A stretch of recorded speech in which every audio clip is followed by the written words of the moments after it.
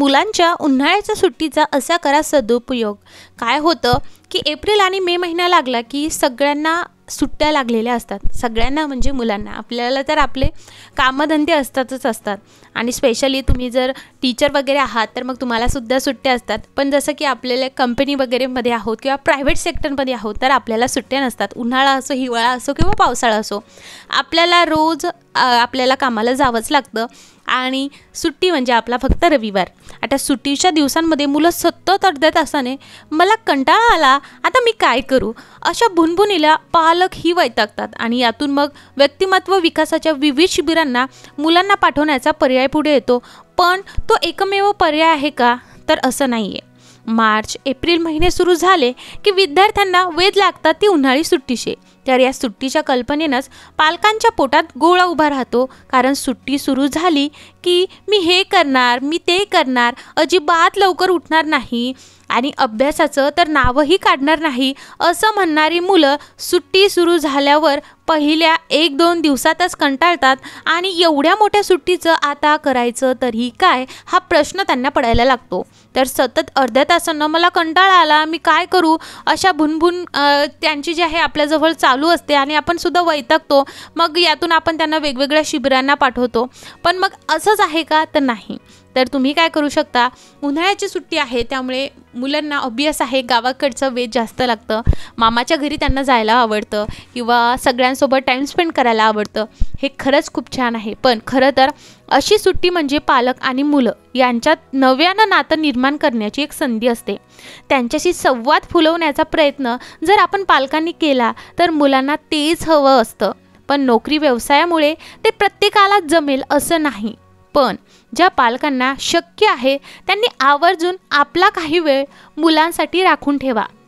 या वेळेत मुलांसोबत करता येईल अशा काही ॲक्टिव्हिटीज जरूर करा. मुलं जर पोहायला जात असतील तर एखादे दिवस आपणही त्यांच्याबरोबर पोहून यायला काय हरकत आहे, किंवा सायकल, 2 व्हीलर आपल्या मुलांना शिकवा. यामध्ये एकमेकांसोबत होणारा संवाद अनेकदा मुलांचं मनोबल वाढवायला मदत करतो. बाजारहाट करताना आपल्या मुलांना जो आहे बरोबर घ्या.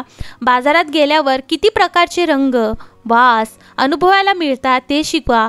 पालक, चवळी, माठ, मेथी या पालेभाज्यांमधला फरक ओळखायला मुलांना यातूनच शिकतील. त्याचबरोबर एखाद्या दिवशी सुपर मार्केट किंवा मॉलमध्ये जाऊन वाणसामान खरेदी करा. यावेळी विविध डाळी, कडधान्य, त्यांचे प्रकार, आकार, रंग, जाडेपणा, बारीकपणा यावर अवलंबून असणारी चव यांची त्यांना ओळख करून द्या.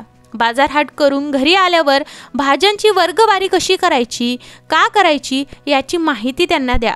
भाज्या कशा निवडायच्या, कोणत्या भाज्या मोडायच्या, कोणत्या चिरायच्या या गोष्टी यातून मुलांना कळतात. गप्पा मारत मटार सोलताना दाणे डब्यात कमी आणि पोटात जास्त गेल्यानंतर येणारी मजा आपल्या मुलांबरोबर अनुभवायची असते. आणि आर्थिक नियोजन किंवा त्यांच्याशी संबंधित अनेक गोष्टींची तोंड ओळख मुलांना या सुट्टीच्या काळात नक्कीच करून देता येईल. हल्ली अनेक घरामधून एक ठराविक रक्कम मुलांना पॉकेट मनी म्हणून दिली जाते. आता याच्या मदतीने भविष्यातील आर्थिक तरतूद कशी करता येईल, मित्रमैत्रिणीला वाढदिवसाची भेट या पॉकेट मनी मधून कशी देता येईल याचा विचार करायला शिकवता येते. कधीतरी पालकांनी गरज नसतानाही मुलांकडून अगदी किरकोळ रक्कम म्हणजेच त्यांनी साठवलेल्या पॉकेट मनीमधून मागून घेतली तर ती देताना मुलांना झालेला आनंद जितका महत्त्वाचा असेल तितकंच बचतीचं महत्त्व त्यांना जे आहे ते पटवून देण्यात असेल. आपण उत्पन्न म्हणजे त्यांचं जे पॉकेट मनी असतं आणि आपण करत असलेला खर्च याचा ताळमेळ कसा घालायचा, हातात पुरेसा पैसा नसेल तर एखादी महाग वस्तू लगेच घेता येणार नाही हे लक्षात आल्यावर थोडा काळ वाट बघणं अशा गोष्टी आपसुकच मुलं शिकत असतात.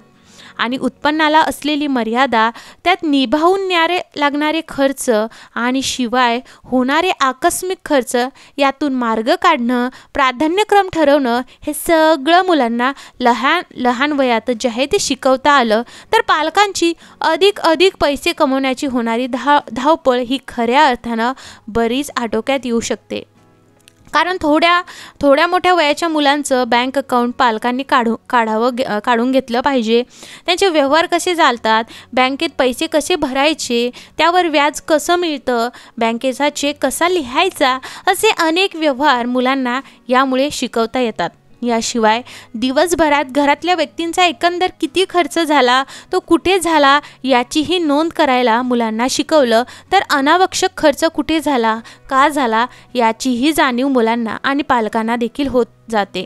आज आपल्या मुलांच्या हातात स्मार्टफोन आहे. या फोनमध्ये असणाऱ्या यूट्यूबच्या मदतीने कधीतरी त्यांना आवडणारी एखादी सोपी पाककृती त्यांना करायला सांगा. लहान मुलांच्या मदतीला आपण उभं राहायचं, पण आपली मदत ही त्यांना पूरक म्हणून करायची. तर मोठ्या मुलांना काही वेळा पुरतं स्वयंपाकघराचा ताबा द्यायचा.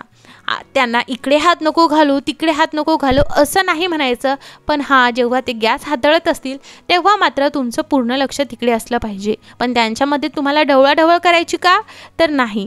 हल्ली तर मुलींच्या जोडीला मुलांनाही प्राथमिक स्वयंपाक शिकवून घेण्याची गरज आहे. कारण नंतरच्या काळात शिक्षणानिमित्त, नोकरीनिमित्त बाहेर एकटं राहण्याची वेळ आली तर जड जायला नको. यासाठी अशा सुट्ट्यांचा उपयोग पालकांना करून घ्यायचा आहे. मुलांनी बनवलेले पदार्थ कौतुक करत घरातल्या सगळ्यांनी एकत्र बसून खाल्ले की त्यांचा आनंद मुलांच्या चेहऱ्यावर तुम्हाला नक्की बघायला भेटेल.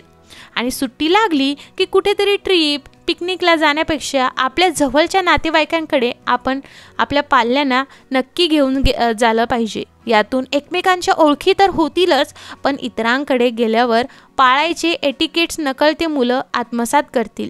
याशिवाय संध्याकाळी बॅडमिंटन, क्रिकेटसारखे खेळही मुलांसोबत खेळा. दुपारी पत्ते, सापशिडी, कॅरम, नवा व्यापार यासारखे खेळ खेळा. यातून मुलांना टीम स्पिरिट कळतं. अगदीच काही नाही तर जुन्या फोटोंचे अल्बम काढा. ते फोटो परत बघा, त्या आठवणी पुन्हा एकदा जगा. 2-3 तास त्या आठवणींमध्ये कसे जातील ते कळणारही नाही. माझी एक मैत्रीण दर सुट्टीत तिच्या मुलांना घेऊन अनाथ आश्रममध्ये जायची. तिथे काही वेळ तिथल्या मुलांसाठी द्यायची. हळूहळू तिच्या मुलांनाही या सगळ्यांची गोडी लागली आणि आज तिच्या मुलांना सुट्टीत काय करायचं हा प्रश्नच कधी पडत नाही. कारण अनाथ आश्रममधल्या मुलांसोबत काय काय गोष्टी करायचा यांचं नियोजन त्यांचं केलेलं असतं. म्हणून पालक म्हणून यातले काही प्रयोग आपण सगळ्यांनी स्वतः केले पाहिजे. म्हणजे कसं मुलं यामधून भरपूर शिकतात. यातून कळत नकळत जे आपलं आणि मुलांमधलं बॉन्डिंग असतं ते अगदी स्ट्रॉंग होतं.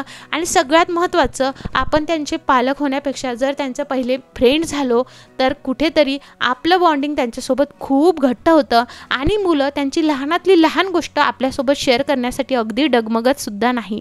हो, जेव्हा तुम्हाला रागवायचं तेव्हा नक्कीच रागवलं पाहिजे. लाडाच्या ठिकाणी लाडसुद्धा आला पाहिजे, पण सगळ्या गोष्टीला एक लिमिट असते.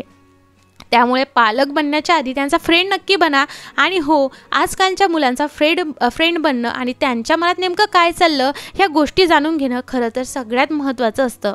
सो उन्हाळ्याच्या सुट्टीमध्ये तुम्ही काय करता आहात, तुमच्या मुलांसोबत कसा वेळ घालवणार आहात आणि तुमच्या मुलांचं काय बरं प्लॅनिंग आहे ते कमेंटमध्ये मला नक्की कळवा. आणि हा व्हिडिओ थोडाही महत्त्वाचा वाटला असेल तर प्लीज लाईक करा. आणि तुम्हाला असे व्हिडिओ बघायला आवडतील का कमेंटमध्ये सांगायला नक्की विसरू नका. आणि हो मुलांनो, तुम्ही जर हा व्हिडिओ बघत असाल तर तुम्ही उन्हाळ्याच्या सुट्टीत मामाच्या घरी चाललात की नाही हे सुद्धा कमेंट करून सांगा. कारण आम्ही जेव्हा लहान होतो तेव्हा आम्ही मामाच्याच घरी जायचो. मामाच्या घरी सगळे तर लाड तर व्हायचे, पण शेती होती, आंब्याची झाड होती, त्यामुळे आंबा खाण्याची जी काही मजा यायची ना, सगळ्यांसमवेत जो आंब्याचा रस फस्त व्हायचा ना, काय सांगू. हा व्हिडिओ शेअर करताना ते पूर्ण आठवणी माझ्या डोक्यामध्ये आहेत आणि मला हा व्हिडिओ खरं तर बनवताना खूप आनंद होत आहे. सो हा व्हिडिओ मी माझ्या आनंदाने बनवला आहे, माझ्या मनातून बनवला आहे. थोडाही एफर्ट्स आवडला असेल प्लीज लाईक करा. नवीन असाल चॅनलला सबस्क्राईब करा. चला मग मंडळी, भेटूयात पुढच्या व्हिडिओमध्ये. हा व्हिडिओ बघितल्याबद्दल खूप खूप आभार.